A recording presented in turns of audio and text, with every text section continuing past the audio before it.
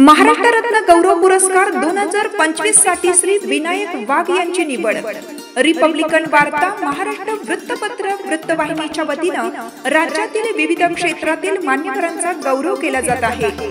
या वर्षीच्या पुरस्कारासाठी निवड झाली आहे श्री विनायक अर्जुनराव वाघ यांची।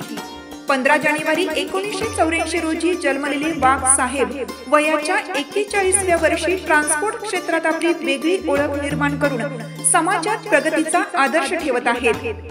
ऑटोमोबाईल इंजिनिअरिंग या शैक्षणिक पात्रतेसह त्यांनी व्यावसायिक जगात नवनवीन उंची गाठली आहे। नाशिकच्या पंचवटी भागातील बिझनेस प्लाझा आडगाव नाका येथून त्यांनी आपल्या व्यवसायाचे विस्तार जिद्दीने घडवले। त्यांच्या कार्यशक्तीमुळे व मेहनतीमुळे आज अनेक युवकांना प्रेरणा मिळत आहे। त्यांच्या योगदानाची दखल घेऊन महाराष्ट्र रत्न गौरव पुरस्कार 2025 प्रदान करून त्यांचा सन्मान केला जात आहे। अभिनंदन श्री विनायक अर्जुनराव वाघ। समाजासाठी तुमचे कार्य असाच प्रकाश देत राहो ही शुभेच्छा।